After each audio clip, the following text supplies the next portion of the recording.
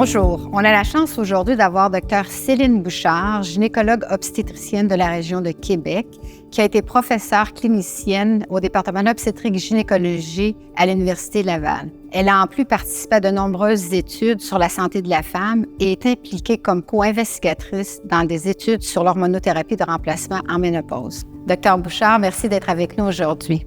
Merci, Dr Rossini, de m'inviter. J'aimerais qu'on parle aujourd'hui d'un sujet qui est quand même notre pain quotidien en gynécologie obstétrique, c'est les saignements en post-ménopause. Pourriez-vous nous donner un petit peu la définition de qu'est-ce qu'un saignement en post-ménopause et qu'est-ce qui est normal et anormal? Premièrement, les saignements en post-ménopause ne sont pas normaux. La définition, c'est un saignement qui arrive 1 an après la dernière menstruation. À partir de quand on a 1 an de fait de ne pas être menstrué, par la suite, tout saignement est anormal. Donc, on doit consulter le médecin parce qu'il faut éliminer un cancer. C'est pas fréquent, les cancers de l'endomètre, mais tout de même, c'est ce qu'on cherche à éliminer. C'est très important.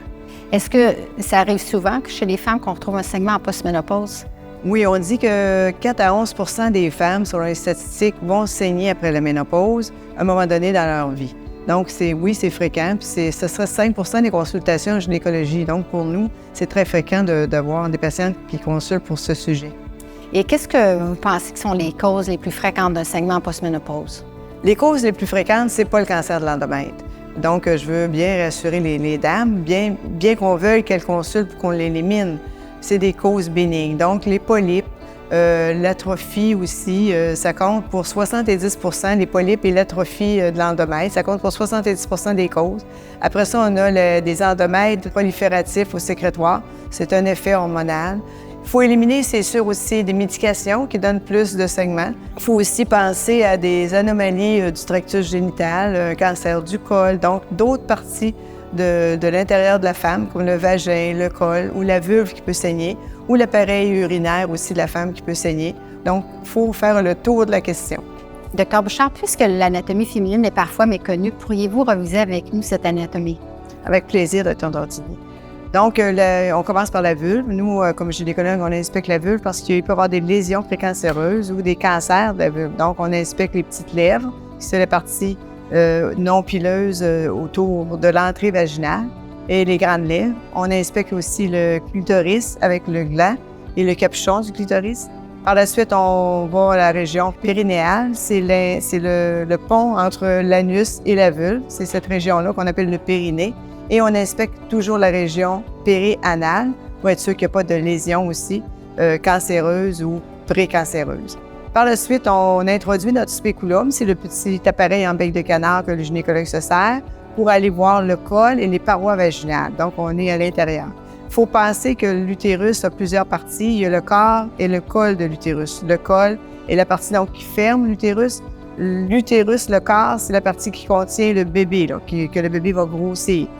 C'est cette partie-là que l'endomètre est à l'intérieur, qui tapisse la cavité. Et c'est là qu'on va faire un petit prélèvement pour la biopsie d'endomètre pour trouver des cancers de l'endomètre. Par la suite, il y a 2 petites trompes qui vont pour la migration des ovules fécondés jusqu'à la cavité utérine. Et il y a les ovaires qu'on doit palper à la fin de l'examen. Donc, d'où l'importance de consulter rapidement si un tel saignement se présente. C'est très important. Dr Bouchard, une fois que la patiente est rendue dans votre bureau pour la consultation pour ces saignements anormaux, comment procédez-vous à la rencontre? Bien, premièrement, je vais interroger la patiente. Quand est-ce que les saignements sont survenus? Est-ce que c'était abondant? Est-ce que ça fait longtemps? Probablement, je vais lui demander aussi est-ce qu'elle a des antécédents médicaux ou chirurgicaux? Est-ce qu'elle prend des médicaments? Je vais vérifier aussi si elle fait du diabète. C'est un des facteurs de risque du cancer de l'endomètre. Et je vais vérifier aussi, je vais prendre son poids, mais je vais calculer son indice de masse corporelle. Parce que si elle a un surpoids, bien, on peut avoir un peu plus de risque de cancer de l'endomètre. Par la suite, je vais passer dans la salle d'examen et donc je vais lui suggérer d'avoir une biopsie d'endomètre. Qu'est-ce qu'une biopsie d'endomètre? Bien, c'est une petite paille qu'on introduit à travers le col, plus loin donc que la cytologie, à travers le col, puis aller récolter l'intérieur de l'utérus, qui est le site s'il y avait des lésions précancéreuses. Pourriez-vous énumérer certains facteurs de risque? Avec plaisir. Donc, plus une patiente est âgée, plus son risque augmente avec le temps. Donc, une patiente de 50 ans a moins de risque qu'une patiente de 70 ans qui a un saignement de la postménopause. On prend ça plus au sérieux lorsque la patiente est âgée. des antécédents de diabète, des antécédents de surpoids. Vous savez, quand on a un index de masse corporelle de 40 et plus, donc obésité morbide, on a 7 fois plus de chances d'avoir un cancer de l'endomètre. On dit aussi qu'avoir été menstrué très jeune est un facteur de risque ou avoir été ménopausé tardivement est un autre facteur de risque. La prise d'hormonothérapie, l'estrogène seul, augmente le risque d'avoir un cancer de l'endomètre. Le tamoxifène, un médicament qui est donné chez les patientes qui survivent au cancer du sein pour diminuer les récidives. Je pense qu'on a fait le tour. Si on élimine le cancer de l'endomètre ou les lésions précancéreuses, quel est le traitement habituel d'un saignement post-ménopausique? Si à la biopsie, on a un endomètre atrophique, ça veut dire que l'endomètre est tellement mince que les parois peut-être se sont frottées et ont fait des petites érosions et c'est de là que provient le saignement, donc c'est bénin. On ne fera rien. Mais on va avertir la patiente par ailleurs que si elle a à nouveau des saignements, qu'on va suggérer une échographie endovaginale, c'est-à-dire que c'est une échographie qui se fait par voie interne. On met un petit appareil qui n'est pas très gros dans le vagin de la femme et on va aller voir l'épaisseur de l'endomètre. Et si l'endomètre est épaissi à moins de 5 mm, il n'y a pas d'autre source d'investigation. Dr. Bouchard, dans notre continuum de segments utérins anormaux, j'aimerais qu'on aborde la problématique de segments utérins anormaux sous hormonothérapie de remplacement. Est-ce que c'est normal ou anormal d'avoir des segments sous hormonothérapie de remplacement?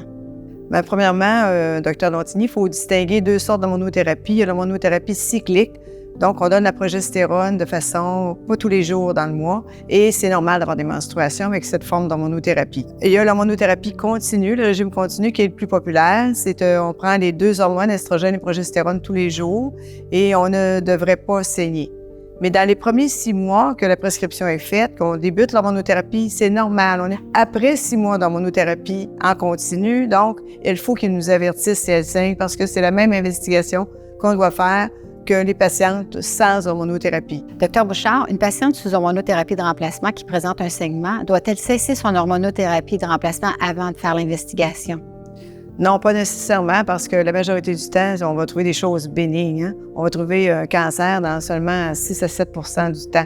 Donc non, je ne dirais pas de cesser à l'avance de la visite, non. Je ne recommande pas ça.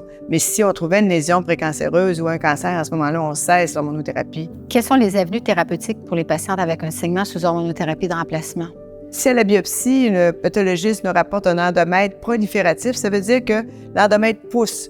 Donc, ça veut dire que l'équilibre entre les 2 hormones n'est pas bon. On va rajouter la dose d'estrogène, on va peut-être baisser la dose d'estrogène ou on va monter le progestatif. Donc, c'est l'équilibre entre les 2 hormones qu'on va rétablir pour arrêter les saignements. Docteur Bouchard, il y a cette période importante en transition, la dernière en fait, qui est la périménopause tardive.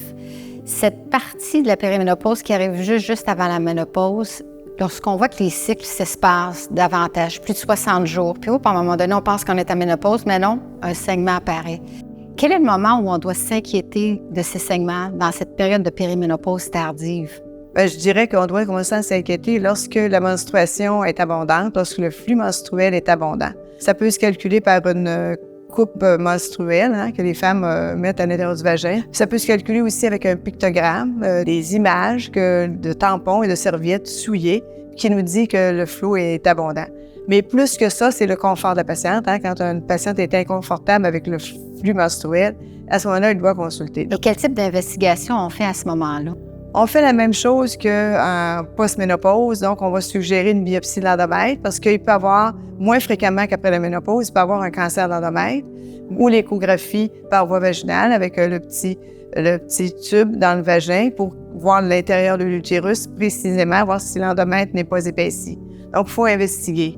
Et quand est-ce doit-on penser à un traitement chez ces patients? Bien, si on trouvait, par exemple, une hyperplasie de l'endomètre atypique, un cancer de l'endomètre, on va suggérer une hystérectomie, une ablation de l'utérus. Si on trouvait un polype, on va suggérer une ablation du polype.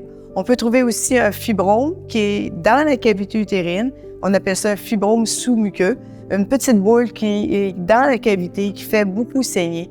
Et à ce moment-là, on va la référer à une hystéroscopie pour une résection chirurgicale par les voies naturelles du fibrome. Merci beaucoup. Plaisir.